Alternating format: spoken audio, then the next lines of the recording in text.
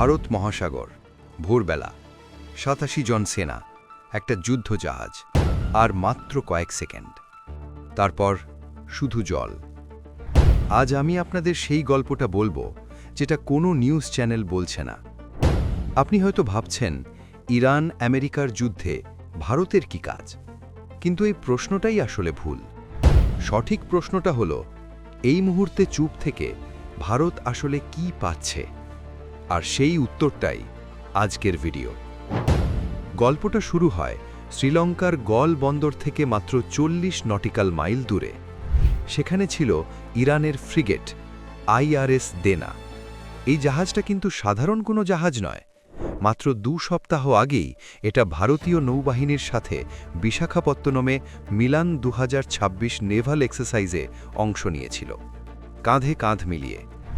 এবং তারপর একটা আমেরিকান সাবমেরিন থেকে ছোড়া MK-48 টর্পেডো সব শেষ করে দিল।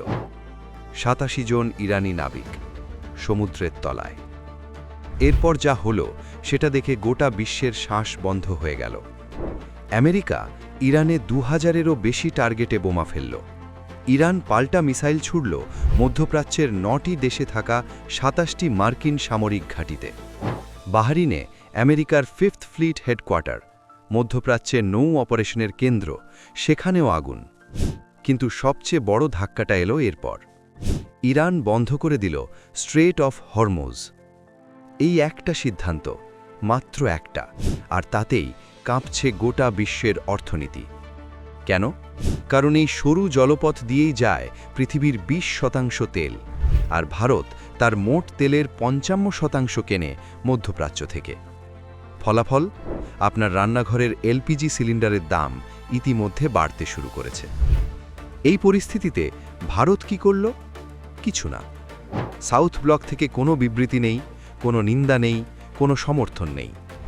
বিরোধী দল চিৎকার করছে, ভারত কি আমেরিকার পুতুল হয়ে গেছে? পশ্চিমী মিডিয়া লিখছে, মোদি হাঁটু গেড়েছেন। কিন্তু সত্যিটা কি এতটাই সরল? আমাদের একটু থামতে হবে। জিওপলিটিক্সের সবচেয়ে বিপজ্জনক জিনিস হল আবেগের বশে সিদ্ধান্ত নেওয়া। মধ্যপ্রাচ্য এখন একটা জ্বলন্ত চোরাবালি। একবার পা দিলে বেরোনো কঠিন। আমেরিকা ইরাকে ঢুকেছিল, ২০ বছরেও বেরোতে পারেনি। সিরিয়ায় ঢুকেছিল, পরিণাম দেখেছেন। ভারত এই ইতিহাস জানে। তাহলে ভারত আসলে কি করছে? ৩টে চাল একসাথে। প্রথম চাল, আমেরিকা ও ইসরায়েলকে বার্তা দেওয়া, এশিয়ায় চীনকে আটকাতে হলে আমাকে দরকার। এই লেভারেজের বিনিময়ে ভারত পাচ্ছে অত্যাধুনিক ডিফেন্স টেকনোলজি আর বাণিজ্য চুক্তি। দ্বিতীয় চাল, এই যুদ্ধের মাঝেই আমেরিকা ভারতকে দিল রাশিয়া থেকে তেল কেনার বিশেষ ছাড়। যে আমেরিকা সারা বিশ্বকে নিষেধাজ্ঞার ভয় দেখায়, সে ভারতের কাছে এসে বলছে, আপনারা রাশিয়া থেকে তেল কিনুন, ঠিক আছে। এটা কি ভারতের দুর্বলতা? না, এটা আমেরিকার নির্ভরতা। তৃতীয় চাল, নিজের এক ফোঁটা রক্ত না ঝরিয়ে, নিজের সেনাকে বিপদে না ফেলে ভারত মধ্যপ্রাচ্যের ক্ষমতার ভারসাম্যটাকে নিজের সুবিধামতো ব্যবহার করছে।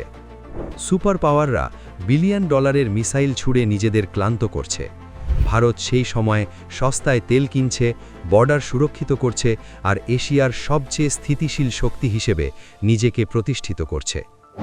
তবে একটা কথা বলা দরকার, এই কৌশল কাজ করে তখনই যখন নীরবতার পাশাপাশি কূটনীতিও সক্রিয় থাকে।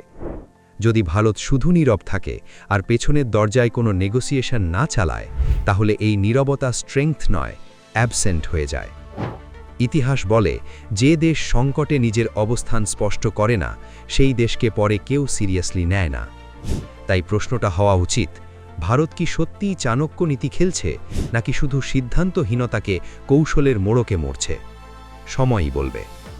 তারিখটা মনে রাখুন, কারণ মধ্যপ্রাচ্যের এই অগ্নিকাণ্ড শেষ হলে যে দেশটা সবচেয়ে কম ক্ষতিগ্রস্ত হয়ে সবচেয়ে বেশি সুবিধা নেবে, সেই দেশের নামটা হয়তো অনেককে অবাক করবে। পিকচার আভি বাকি হ্যায়। ভিডিওটা ভালো লাগলে শেয়ার করুন, আর কমেন্টে বলুন, ভারতের এই নীরবতাকে আপনি কি মনে করেন, কৌশল নাকি দুর্বলতা? জয় হিন্দ।